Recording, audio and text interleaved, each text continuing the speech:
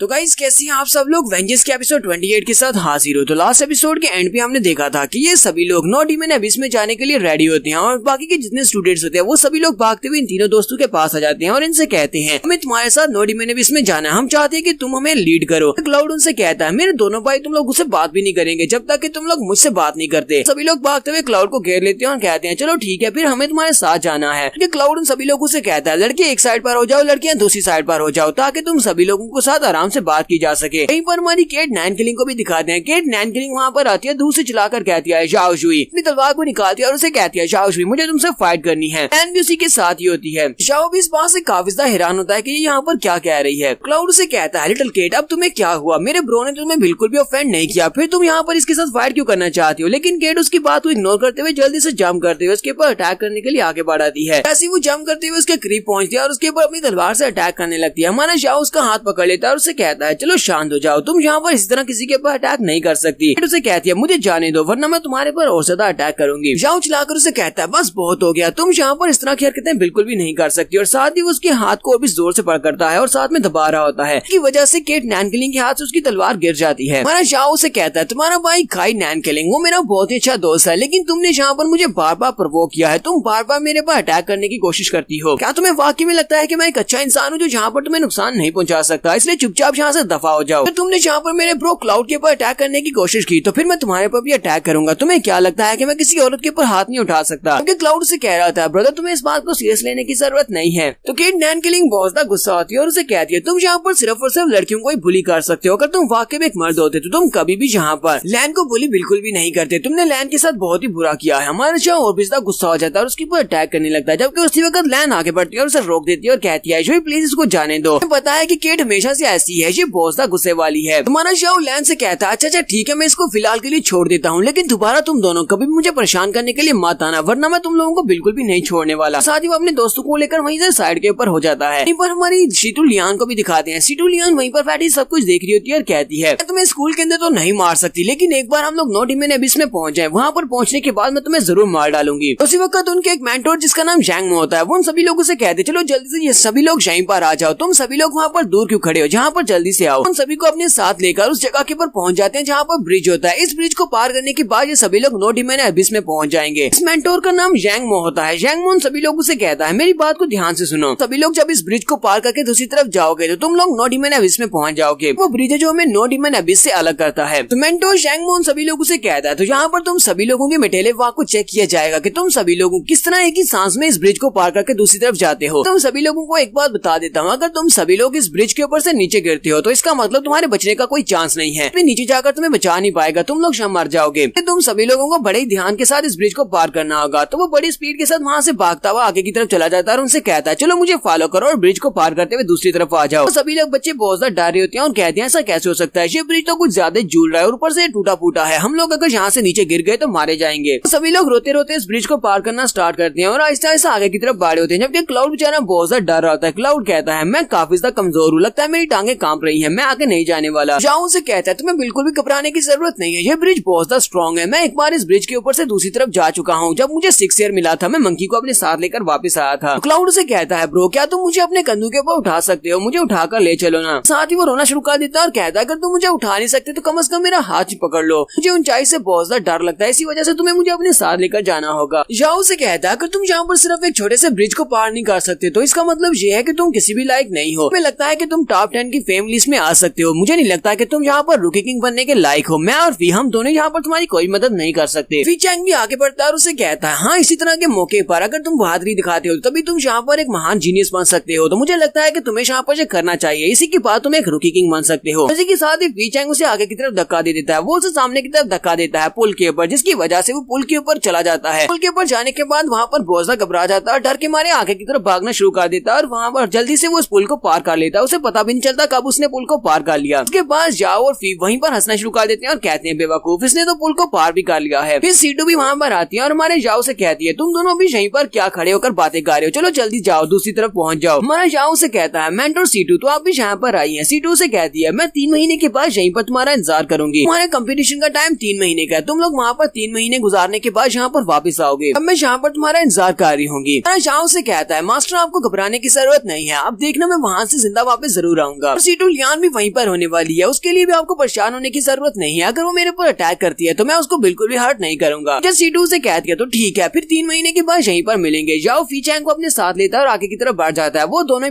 पुल को पार करते हुए नो डीमन अबिस की तरफ चले जाते हैं। क्योंकि सीटू यहीं पर खड़ी दूसरी तरफ देख रही होती है और कहती है लगता है कि कोई यहाँ पर स्टूडेंट को मारना चाहता है और जहाँ पर नो डीमन अबिस में इसके लिए बहुत ही परफेक्ट अपॉर्चुनिटी है, वो उसको यहाँ पर मार सकता है। इसी में नो डीमन अबिस का दिखाया जाता है। ये तीनों दोस्त आगे की तरफ चलते हुए जा रहे होते हैं और कहते हैं हम लोग कब से यहाँ पर चल रहे हैं, हमें कोई भी मॉन्स्टर दिखाई नहीं दिया। क्लाउड हमारे जाओ से कहता है ब्रो क्या तुम्हें लगता है कि कोई वाकई में यहाँ पर तुम्हें मारने के लिए आएगा? मैं जाओ से कहता है हाँ मुझे लगता है कि कोई ना कोई तो यहाँ पर हमें मारने के लिए जरूर आएगा। क्या तुम्हें महसूस नहीं हुआ अभी भी हमारे पीछे काफी सारे लोग हैं, पेड़ों के ऊपर काफी सारे लोग होते हैं जो कि इनका पीछा कर रहे होते हैं। क्यों कहता है पता नहीं ये लोग हमें मारने वाले हैं या फिर सिर्फ हमारा पीछा करने वाले हैं। क्लाउड से कहता है मुझे लगता है कि कोई बेवकूफ तो है नहीं, ये लोग हमारा पीछा कर रहे हैं जब तक कि हम लोग किसी ऐसी लेयर में पहुंच नहीं जाते जहाँ पर हमें बाहर निकलना मुश्किल हो जाए कि बाद ये लोग हमारे पर अटैक करेंगे। शाओ कहता है अब जबकि ये लोग हमारा पीछा करने वाले हैं और यहीं पर हमारे पीछे ही रहने वाले हैं तो फिर इनके साथ कोई गेम खेलते हैं। वो उन दोनों से कहता है यहाँ पर आओ मेरे पास एक प्लान है और उनके साथ प्लान बनाने के बाद हमारा शाओ कहता है चलो जल्दी से भागो और वो तीनों बड़ी स्पीड से भागना शुरू करते हैं। जबकि उनके पीछे जो लड़के होते हैं वो लोग कहते हैं चलो जल्दी से भागना स्टार्ट करो, हमें भी इनका पीछा करना होगा। तो वो लोग भी जल्दी से भागते हुए उनके पीछे भागना स्टार्ट करते हैं। हमारा शाओ और उसके दोस्त एक तरफ भाग कर जाते हैं जबकि उसके दोस्त उसके पीछे लगे होते हैं, जबकि ये फिर से वहाँ से भागकर वापस की तरफ आ जाते हैं। लेकिन उसका पीछा करने वाले बहुत ज्यादा थक जाते हैं और वहीं पर खड़े होकर लंबे लंबे सांस ले रहे हैं। वो लोग कहते हैं अब हम लोग क्या करें, तो हमारे सामने से गायब हो गए हैं, अब हम लोग उनको कहाँ पर जाकर ढूंढेंगे। कि हमारा शाओ और उसके दोस्त ऊपर पेड़ के ऊपर खड़े होते हैं और उनसे कहते हैं क्या तुम लोग यहाँ पर हमारा पीछा कर रहे हो, और साथ ही वो जल्दी से जंप करते हुए नीचे उतर आते हैं। वो लड़के उनसे कहते हैं नहीं हम लोग तो तुम्हारा पीछा बिल्कुल भी नहीं कर रहे, हम लोग तो तुम्हारे पीछे पीछे आ रहे थे ताकि तुम्हारी तरह जिस तरह तुम डायरेक्शन में जा रहे हो हम लोग तुम्हारे पीछे पीछे उस डायरेक्शन में चले जाएं। हमारा शाओ से कहता है क्या तुम्हें लगता है कि हम तुम्हारी बात के ऊपर भरोसा कर सकते हैं, जब हम लोग यहाँ पर रुके हैं तो फिर तुम लोग यहाँ पर क्यों रुके हो? लड़का उससे कहता है ये सिर्फ और सिर्फ एक कोइंसिडेंस है क्योंकि हमें आगे का रास्ता नहीं पता, इसी वजह से हम लोग यहीं पर रुक गए थे। अच्छा ठीक है अब हम लोग यहाँ से अलग हो जाते हैं, अगर तुम लोग नहीं चाहते कि हम लोग तुम्हारे साथ रहें। तो वो तीनों वहाँ से साइड की तरफ मुड़ जाते हैं। हमारा शाओ कहता है हमारा काम हो गया। फी चैंग उसे कहता है क्या तुमने उनके ऊपर